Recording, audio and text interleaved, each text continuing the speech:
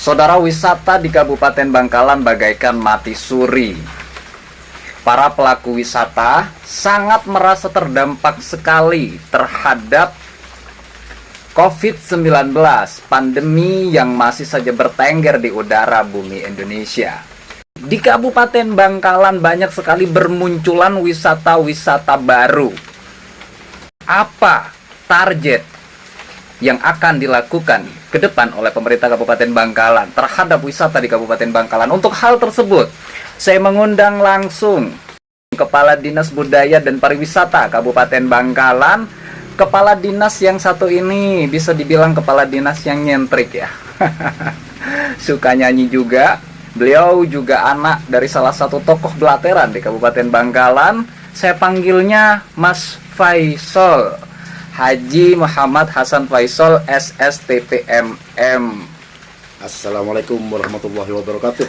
Waalaikumsalam. Apa kabar adik Badrus, Mas Badrus? Alhamdulillah. Baik nih Mas, saya panggilnya Mas aja ya. Siap. Sebelumnya saya ucapkan terima kasih terlebih dahulu sudah berkenan mampir ada waktu ngobrol di 0% Podcast. Pertanyaan mendasar saya nih, sebelum kita ngobrol lebih lanjut ya Mas.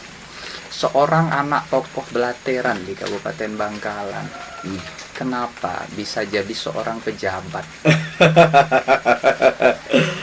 Ya, mungkin nasib aja, takdir dari Allah Subhanahu wa taala.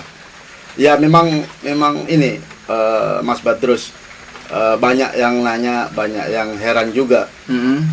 Kenapa kok seorang anak belateran, yang belateran itu kan identik dengan, saya bersyukur sama almarhum Abah itu, saya disekolahkan yang baik sampai ke STPDN, akhirnya saya bisa menduduki jabatan ini. Saya bersyukur. Ya mungkin nasib. Memang kalau karakter terus watak kadang-kadang sering muncul, namun karena ada pendidikan yang dipengaruhi oleh pelatihan pendidikan yang sudah kita ajarin di sekolah, akhirnya kita bisa mempunyai jiwa yang nasionalis. Akhirnya balance ya. Ya, siap. Oke. Wisata di Kabupaten Bangkalan ini bagaikan mati suri, Mas Faisal, menurut saya. Wisata banyak terbangun, banyak bermunculan di masa kepemimpinan Mas Faisal ini, akan tetapi di tengah pandemi itu gimana itu sebetulnya? Sebenarnya begini Mas Badrus, kita seorang pejabat, saya diamanahkan oleh Pak Bupati sebagai kepala dinas. Tentunya Pak Bupati mengharapkan kepada saya untuk tidak berdiam diri apapun keadaannya, termasuk di tengah pandemi COVID ini. Jadi kita diperintahkan langsung oleh beliau untuk membuat inovasi atau terobosan-terobosan walaupun di masa-masa pandemi seperti ini. Jadi inilah semangat kami atau inovasi-inovasi atau terobosan kami di masa sulit seperti ini. Kami tetap semangat. Kami cari peluang-peluang, walaupun peluang itu sangat kecil, namun kami tetap yakin dengan semangat dan kerjasama yang baik, kita akan berhasil lah, sesuai dengan mimpi kita. Pariwisata di Kabupaten Bangkalan bisa berkembang dan bisa menjadi pusat rujukan wisatawan, bisa berkunjung di sini. Oke. Saya klarifikasi terlebih dahulu nih Mas Faisal. Ya. Menurut data yang saya himpun dari beberapa jumlah media sosial, ini benar apa tidak? Di masa kepemimpinan Mas Faisal ini ada hampir 17 destinasi wisata baru selama 1 tahun sampai dengan 1,5 tahun terakhir ini.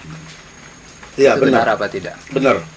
Jadi kalau saya hitung di ujung utara Bangkalan itu sekitar ada 5 kalau nggak salah. Pantai Telango, Pantai Telango, Pantai Biru, Pantai Bumianyar, dan ada beberapa objek wisata kuliner di sekitar pantai utara seperti Al-Madani. Terus nanti ini akan ada juga kolam renang Bumi Anyar. Terus nanti bergeser ke Kecamatan 10. Itu juga ada sekitar 3 tempat wisata. Taman Pendidikan Mangrove Labuan, Desa Labuan 10. Itu ada 2 tempat yang dikelola oleh desa dan Pok Darwis di sana. Terus di Desa Moneron juga ada Tengket, itu Pantai Tengket, Pantai Tengket, Moneron ya, masih di Kecamatan 10. Terus bergeser lagi ke Kecamatan Arosbaya. Itu ada Bukit Pelanglangan, ada makam Agung, makam Air Mata Ibu. Terus ada pantai juga, Mas Badrus, di Arosbaya itu. Pantai Desa Lacing dan Pantai Desa Tengket. Pantai Desa Lacing dan Pantai Iya, Desa itu Lacing. sinergi nanti. Jadi wisatawan itu bisa menikmati Pantai Desa Lacing sekaligus bisa menyeberang ke Desa Tengket. Jadi dari wisatawan itu nanti masuk dari start di Desa Lacing, ada pantai di sana, nanti naik perahu. Wisatawan itu akan dimanjakan di atas perahu menuju ke Pulau Tengket itu. Dan di Pulau Tengket itu sangat luar biasa indahnya. Bergeser ke selatan. Ya, bergeser ke selatan itu ada Bencaran. Bencaran itu ada Geledek Mangrove Bencaran. Terus di tengah kota yang menjadi ikon kita dan dikelola kita sendiri, yaitu Taman Rekreasi Kota TRK, yang mana sekarang insya Allah akan ada pengembangan dan ada konsep-konsep baru di sana. Selain taman bermain anak-anak, ada Danau Rindu. Ya, dan rencananya di sana insya Allah akan kita konsep wisata kuliner apung. Insya Allah mudah-mudahan. Ya. Terus di tengah kota juga ada Long Geledek. Ya, Long Geledek ini tempatnya di Desa Martejasa. Ya, jadi di Desa Martejasa itu selain ada wisata religi yang menjadi ikon Bangkalan, Sehona Holil Masjid Sehona Holil, itu ternyata ada wisata Long Geledek yang indahnya sangat indah. Terintegrasi gitu. semua berarti. Daya tariknya sangat luar biasa. Terus di Desa Keramat ada Sungai Amazon. Ya, Sungai Amazon. Nah, itu sudah berapa itu? Terus bergeser ke Kamal ya. Kamal itu rencananya ya ada ini Pantai Kamal. Pantai Kamal itu rencananya pusat kuliner di pinggir Pantai Kamal. Banyak gitu sekali di daerah sana. Ya, terus ada perahu apa itu? Oh ya, ada Dermaga Rindu. Di Labeng itu, Kecamatan Labeng ya. Kecamatan Labeng itu ada Dermaga Rindu, ada Dermaga Rasa, terus ada Pantai Rindu. Itu tiga-tiganya beda-beda karakter dan punya daya tarik tersendiri. Dan juga ada pusat foto untuk prawedding itu, ada Lalabeng dan ada gua apa itu namanya, gua Pelanangan kalau nggak salah itu. Berarti banyak ya, Mas Faisal. Alhamdulillah. Kalau bukitnya objek wisata di Kabupaten Bangkalan ini banyak. Sangat banyak. Itu sebesar apa potensinya? Itu masih pantai dan banyak yang buatan. Ini yang bukit ini. Yang bukit ini ada 3 bukit terindah di Kabupaten Bangkalan. Yang paling indah itu Bukit Geger. Ya. Bukit Geger. Di sana juga ada wisata religinya juga. Makam Potrekoneng di sana. Ya. Terus selain Bukit Geger, Bukit Kemuning. Ya, Bukit Kemuning. Terus di Kuanyar itu juga ada Bukit Merembuh namanya. Oke Mas Faisal, sebesar apa potensi kenapa Anda begitu yakin bahwa wisatawan ini akan melancong ke Kabupaten Bangkalan? Terlepas dari pandemi. Ya, siap. Terlepas dari pandemi selesai. Ya. Itu sebesar apa? Gini Mas Badrus, Bangkalan ini pintu gerbang Madura. Penduduk di Bangkalan ini sebesar 1 juta orang. 1 juta orang Itu Bangkalan saja. Bangkalan saja. Dan Madura ini kan ada 4 kabupaten. Sampang, Pamekasan, Sumeneb. Dan 3 kabupaten itu 1 juta semua.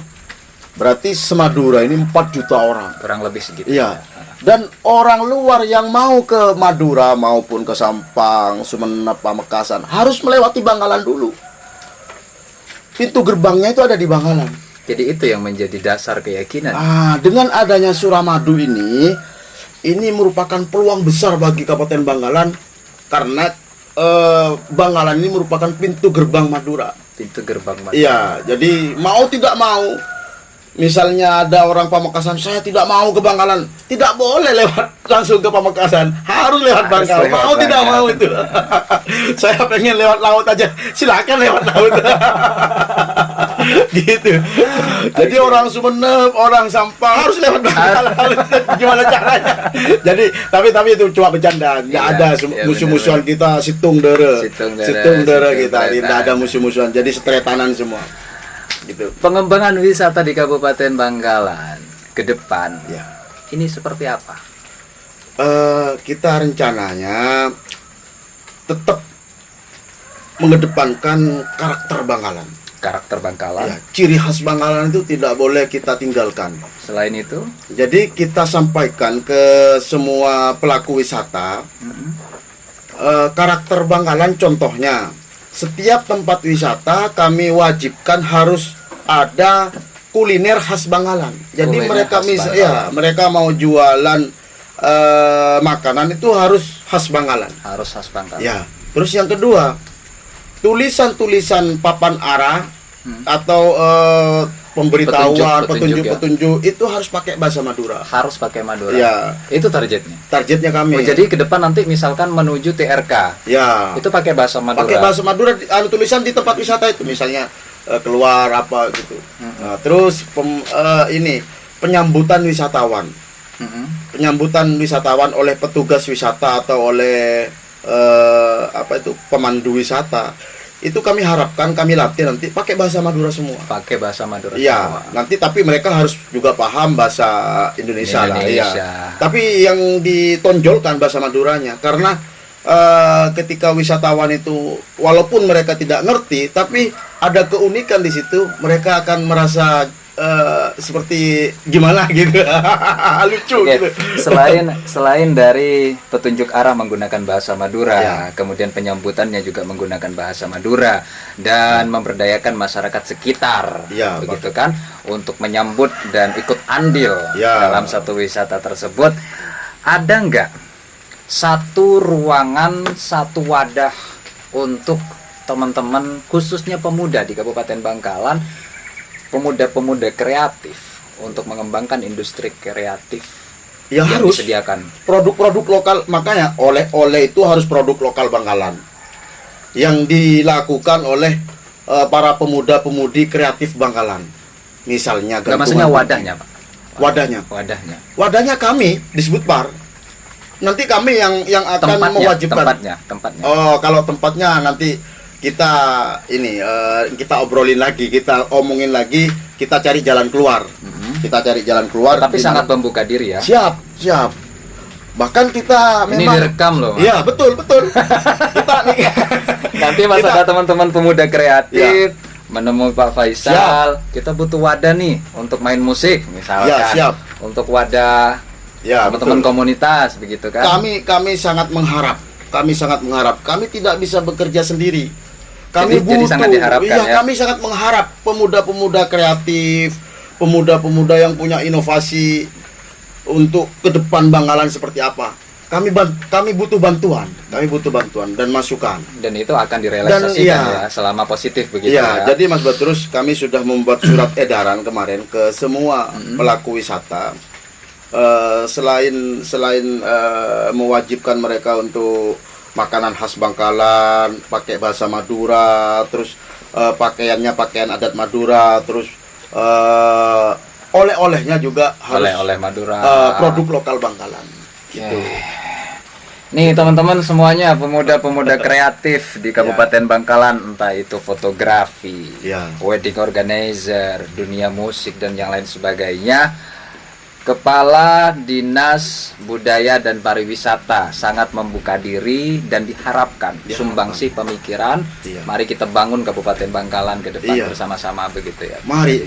Seperti ada salah satu putra Bangkalan yang punya produk sarung itu. Lah itu kalau kami harapkan sarungnya taruh di tempat-tempat wisata. Sarung Bangkalan itu apa namanya? Manila kalau nggak salah Manila. itu. Iya. Lah itu seperti itu contohnya. Oke. Contohnya nanti apalagi karena di tempat wisata yang sudah berkembang lainnya, kabupaten seperti Bali, terus Banyuwangi, mereka punya ciri khas oleh-oleh sendiri. Iya. Jadi kalau kita ke Bali, kalau nggak beli joker kan nggak nggak sah kayaknya.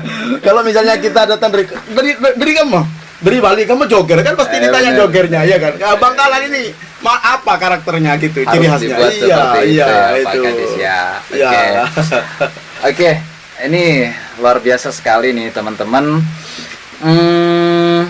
Ikon di Kabupaten Bangkalan, ikon wisata di Kabupaten Bangkalan ini TRK betul. Iya, insya Allah kami harapkan seperti itu. Jadi Untuk yang dijadikan ikon. ya insya Allah ya. Dan sekarang TRK dibangun sebegitu Ya. Ya, ya. gencarnya, Ya, ya, begitu ya kan. Seandainya TRK ini dijadikan satu sentral kegiatan usaha teman-teman pemuda kreatif, Ya. seandainya begitu, ini bagus juga. Bagus. Nanti kita bisa duduk bareng lah. Iya. Duduk bareng di sana ada pihak ketiga dan kebetulan pihak ketiganya itu bukan investor luar, bukan. Oh, jadi nggak pakai investor luar? Nggak ada, kita masih belum ada investor luar semua. Kenapa nggak pakai investor luar? Gini, Mas Badrus, ketika kita sebuah kabupaten itu pakai investor luar, maka kita tidak bisa mengontrol tatkala dia mau membuka karcis mahal. Misalnya kayak 150 masuknya, 100.000. Jadi kita walaupun kita punya pengembangan wisata, namun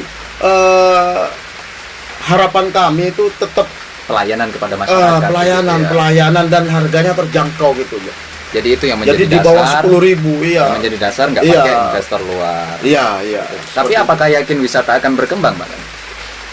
saya Tanpa yakin. investor luar? Saya yakin karena wisata itu kan tidak harus mahal dan tidak harus mewah.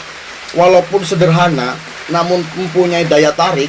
Walaupun sederhana dan mempunyai daya tarik, punya ciri khas, punya karakter, mereka akan bosen. Mereka pengen cari yang sederhana. Dan pelayanan ke Iya. masyarakat bagus, terutama Iya, di urusan karcis. Iya betul. Urusan karcis. Kita di Bangkalan ini jangankan karcis di atas 10.000, di bawah 10.000 aja banyak yang protes nanti.